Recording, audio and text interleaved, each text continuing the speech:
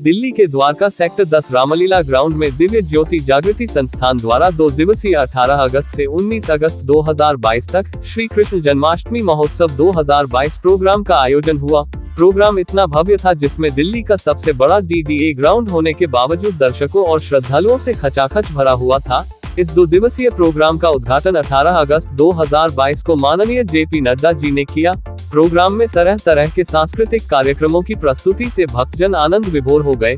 वहीं प्रोग्राम में माननीय विजेंद्र गुप्ता जी भी अतिथि के रूप में पहुंचे। इसी तरह प्रोग्राम में अतिथियों का आवागमन लगा रहा। वहीं प्रोग्राम में शिरकत की माननीय शहरी एवं विकास मंत्री कौशल किशोर के पर्सनल सेक्रेटरी सुभाष जी ने, जो कि अपने परिवार के साथ पधारे। आइए देखते हैं हमारी सिटी एक्सप्रेस न्यूज की ये रिपोर्ट।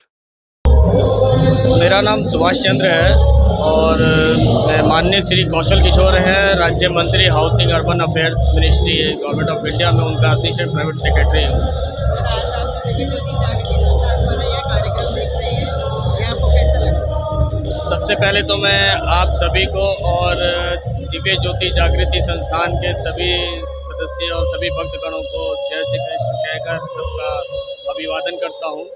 और इस प्रोग्राम में आकर मैं अपने आप को बहुत ही सौभाग्यशाली और भाग्यवान मानता हूँ कि संस्थान के द्वारा जो एक मुझे अतिथि के रूप में यहाँ पर बुलाया गया, तो ये मेरा बहुत बड़ा परम सौभाग्य है कि ऐसे प्रोग्राम में आकर पहली बार मैं इस प्रकार के प्रोग्राम को देख रहा हूँ। और यहाँ की व्यवस्था को देखा मैंने, यहाँ के वॉलंटियर्स को देखा, यहाँ के हर एक प्रत्येक कार्यक्रम को जो देखा, कल से जो आज के जो हम देखते हैं, कल भी लाइव आपका चल रहा था।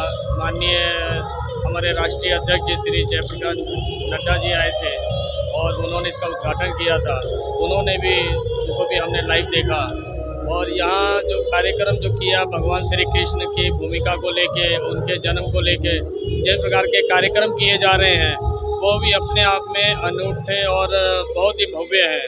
और जिन कलाकारों ने दिव्य ज्योति जागृति संस्थान के माध्यम से और गुरु महाराज श्री आशुतोष महाराज जी के सानिध्य में रह के उनसे बहुत कुछ सीख कर जो उन्होंने बच्चों ने कार्यक्रम किए, ये और अपने आप में बहुत ही अद्भुत और अमूल्य है। सर, यहाँ की मैनेजमेंट के लिए आप कुछ कहना चाहेंगे? मैनेजमेंट यहाँ का बहुत ही अच्छा लगा हमें और मैं उनके इस काम की बहुत तारीफ़ करता हूँ कि उन्होंने इस कार्यक्रम को यहाँ पर बहुत ही बेहतर ढंग से संभाला और बहुत ही मतलब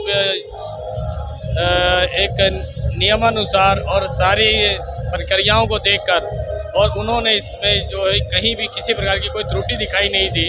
और ऐसे कार्यक्रम में एक अपना उन्होंने जो योगदान दिया एक नियम के अनुसार के इसमें एक सिस्टम के अनुसार कि किसी प्रकार की कोई जो ऐसा कोई दुर्घटना ना हो, किसी प्रकार का कोई कार्यक्रम में विघ्न ना पड़े, तो उस व्यवस्था को उन्होंने बहुत ही अनूठे प्रकार से, अनूठे ढंग से इसकी व्यवस्था को बनाए रखा। सर, एक शब्द में आज का अनुभव आप कुछ कहना चाहेंगे? मैं यही कहना चाहूँगा कि भगवान श्री कृष्ण के ने जो संदेश दिया है, गीता सार में जो संदेश दिया है, और हमें उन सब का अनुसरण करना चाहिए। हमें अपने आत्मज्ञान में अपने अंतर्मन से उन सभी को आत्मसार करना चाहिए।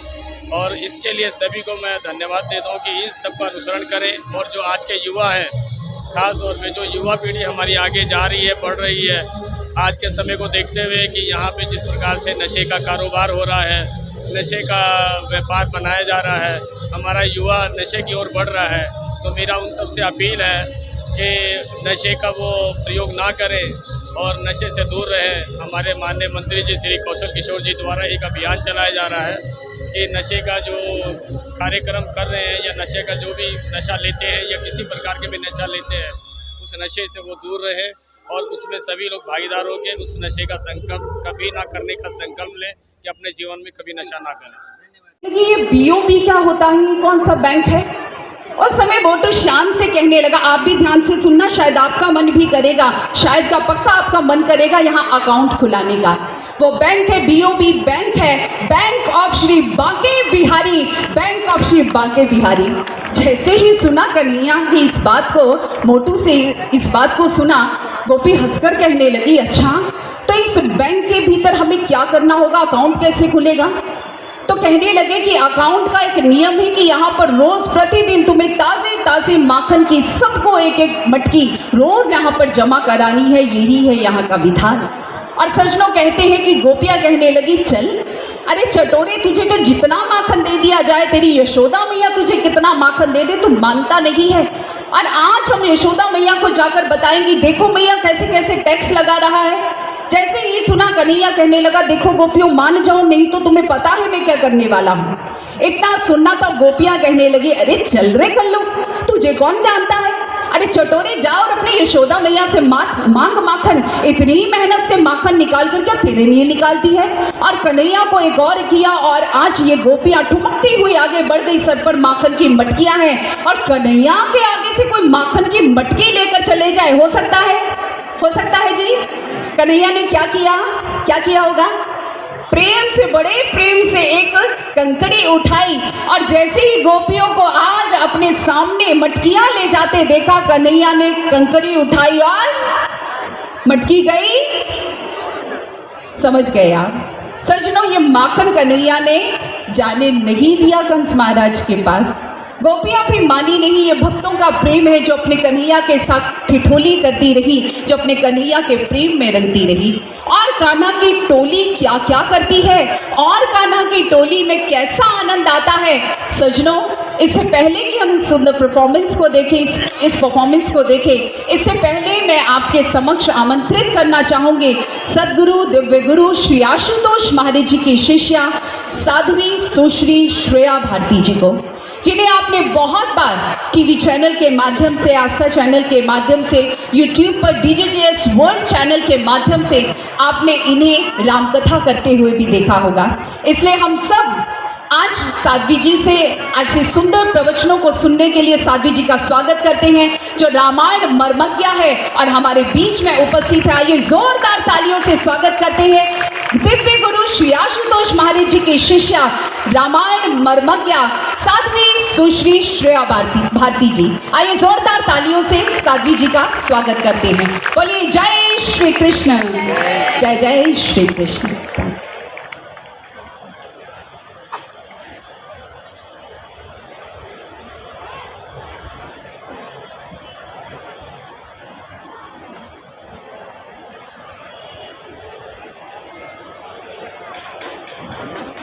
In 1858, Max Muller wrote a letter to Queen Victoria. If I were to look over the whole world to find out the country most richly endowed with all the wealth, power and beauty, I should point to India. If I were asked under what sky the human mind has most fully developed, I should point to India.